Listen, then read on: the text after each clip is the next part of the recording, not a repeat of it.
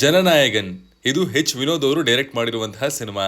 ಇದು ತಮಿಳುನಾಡಿನ ಹಾಲಿ ಮುಖ್ಯಮಂತ್ರಿಗಳಾಗಿರುವಂತಹ ತಲಪತಿ ವಿಜಯ್ ಅವರ ಕೊನೆಯ ಸಿನಿಮಾ ಕೂಡ ಹೌದು. ಸಿನಿಮಾ ಜನವರಿ 9ಕ್ಕೆ ಅದ್ದೂರಿಯಾಗಿ ಬಿಡುಗಡೆ ಆಗುವಂತಹ ಪ್ಲಾನ್ ಅನ್ನ ಮಾಡ್ಕೊಂಡಿತ್ತು. ಬಟ್ ಸೆನ್ಸಾರ್ ಬೋರ್ಡ್ ಇಂದ ಆದಂತಹ ಗೊಂದಲ ಗಲಭೆಗಳಿಂದಾಗಿ ಇದರ ರಿಲೀಸು ಬರೋಬ್ಬರಿ 7 ತಿಂಗಳು ಡಿಲೇ ಆಗಿದೆ. ಅವರು ಎಲೆಕ್ಷನ್ ನಲ್ಲಿ ಜಯಿಸಿ ಮುಖ್ಯಮಂತ್ರಿಗಳಾದ ಮೇಲೇನೆ ಸಿನಿಮಾ ತೆರೆ ಕಾಣಬೇಕು ಅನ್ನೋದನ್ನ ಆ ಭಗವಂತನೇ ಡಿಸೈಡ್ ಮಾಡಿದ್ದ ಅಂತ ಕಾಣುತ್ತೆ. ಎನಿವೇಸ್, ಇವತ್ತು ಈ ಸಿನಿಮಾ ನೋಡಿದ ನಮ್ಗೆ ಏನ್ ಅನ್ನಿಸ್ತು, ಏನೆಲ್ಲ ಇಷ್ಟ ಆಯ್ತು, ಏನೆಲ್ಲ ಕಷ್ಟ ಕೊಡ್ತು, ಎಲ್ಲವನ್ನ ಈ ರಿವ್ಯೂಲ್ ಹೇಳ್ತೀನಿ, ಬನ್ನಿ ನೋಡ್ಕೊಂಬರೋಣ. ಹಾಯ್, ಎಲ್ರಿಗೂ ನಮಸ್ಕಾರ ಅಂಡ್ ವೆಲ್ಕಮ್ ಟು ಖಡಕ್ ಸಿನಿಮಾ. ನಾವು ಮಾಡುವಂತಹ ರಿವ್ಯೂ ನಿಮ್ಗೆ ಇಷ್ಟ ಆಗೋದಾದ್ರೆ ನಮ್ಮ ಚಾನಲ್ ಅನ್ನ ಸಬ್ಸ್ಕ್ರೈಬ್ ಮಾಡ್ಕೊಳ್ಳಿ. ಇಲ್ಲಿ ನಮ್ಮ ಮುಖ್ಯ ಪಾತ್ರಧಾರಿಯ ಹೆಸರು ತಲಪತಿ ವೆಟ್ರಿಕೊಂಡನ್ ಅಕ TVK. ಇವನಿಗಿರೋದು ಒಂದೇ ಕನಸು, ತನ್ನ ಮಗಳಾದ ವಿಜಿ ಒಳ್ಳೆ ಟ್ರೈನಿಂಗ್ ಪಡ್ಕೊಂಡು ಮಿಲಿಟರಿ ಸೇರ್ಬೇಕು ಅನ್ನೋದು. ಬಟ್ ವಿಜಿ ಚಿಕ್ಕವಳಿದ್ದಾಗ ಅವಳ ಬದುಕಲ್ಲಿ ನಡೆದಂತಹ ಒಂದು ಘಟನೆಯ ಟ್ರಾಮಾ ಇಂದ ಇನ್ನೂ ಅವಳು ಕಂಪ್ಲೀಟ್ ಆಗಿ ಆಚೆ ಬಂದಿರಲ್ಲ. ಸೊ ನಮ್ಮ TVK ತನ್ನ ಮಗಳನ್ನ ಅದ್ರ ಹತ್ರ ಹೇಗೆ ಮೋಟಿವೇಟ್ ಮಾಡ್ದ, ಈ ಜರ್ನಿಯಲ್ಲಿ ಅವನ ಹಳೆ ದುಶ್ಮನ್ಗಳು ಎಂಟ್ರಿ ಕೊಟ್ಟಾಗ ಏನೆಲ್ಲ ಚಾಲೆಂಜಸ್ಗಳು ಅವನ ಮುಂದೆ ಎದುರಾದ್ವು ಅನ್ನೋದೇ ಸಿನಿಮಾದ ಪ್ಲಾಟ್. ಇಲ್ಲಿ ನನಗೆ ಮೊದಲು ಕಿಕ್ ಕೊಟ್ಟಿದ್ದು ಅಂತಂದ್ರೆ ವಿಜಯ್ ಅವರ ಪ್ರೆಸೆನ್ಸ್ ಅನ್ನ ಬಳಸ್ಕೊಂಡಿರುವಂತಹ ರೀತಿ. ಒಳ್ಳೆ ಪರ್ಫಾರ್ಮರ್ ಆಗೋದ್ರ ಜೊತೆಗೆ ಅವರಿಗೆ ನ್ಯಾಚುರಲಿ ಒಂದು ಸ್ವಾಗ್ ಇದೆ, ಅವರದ್ದೇ ಆದಂತಹ ಒಂದು ಮ್ಯಾನರಿಸಮ್ ಇದೆ. ಸೊ ಆ ಎಲ್ಲಾ ಎಲಿಮೆಂಟ್ಸ್ ನ ಒಟ್ಟಾಗಿ ಚೆನ್ನಾಗಿ ಉಪಯೋಗಿಸ್ಕೊಂಡಿದ್ದಾರೆ. ಅಂಡ್ ಫ್ಯಾನ್ ಸರ್ವಿಸ್ ಮೂಮೆಂಟ್ಸ್ ಗಳು ಲೆಕ್ಕವಿಲ್ಲದಷ್ಟು ಬರ್ತಾನೆ ಇರ್ತವೆ.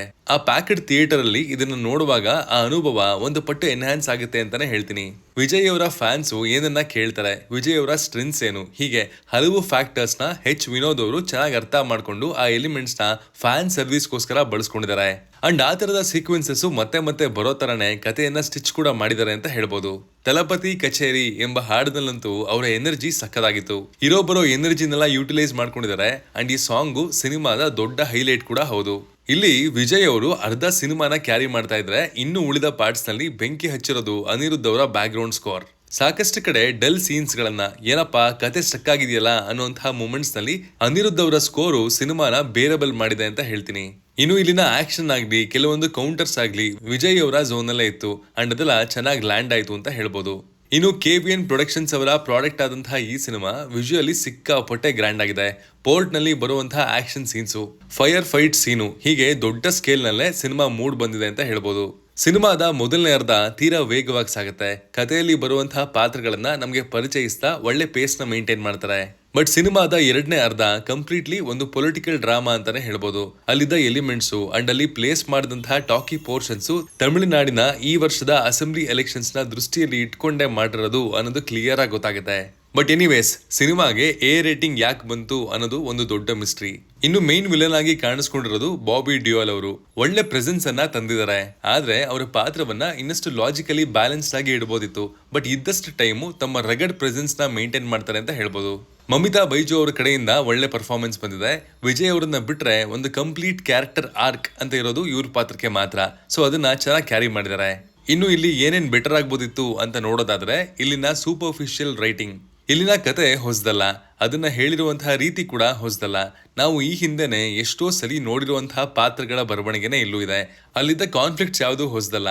ಅಂಡ್ ಟು ಬಿ ಹಾನೆಸ್ಟ್, ಇಲ್ಲಿ ಹೊಸದಾಗಿ ಏನೋ ಸಿಗುತ್ತೆ ಅನ್ನುವಂತಹ ನಿರೀಕ್ಷೆ ನಾನು ಮಾಡಿರ್ಲಿಲ್ಲ. ಸೊ ಇದನ್ನ ಒಂದು ಮೇಜರ್ ಡ್ರಾಬ್ಯಾಕ್ ಅಂತ ಕನ್ಸಿಡರ್ ಮಾಡಕ್ ಆಗಲ್ಲ.